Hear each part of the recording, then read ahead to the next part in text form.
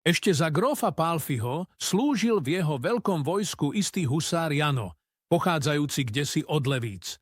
V boji mu šíp zranil koleno a tak sa z neho stal mrzák. Robil, čo mohol, no už nie ako husár, ale len ako obecný pastier. Pásol teda svine, no s chromou nohou ani za tými nestíhal. Keď svojimi citlivými nozdrami niečo chutné zacítili, mohol sa aj zodrať, aby ich dobehol.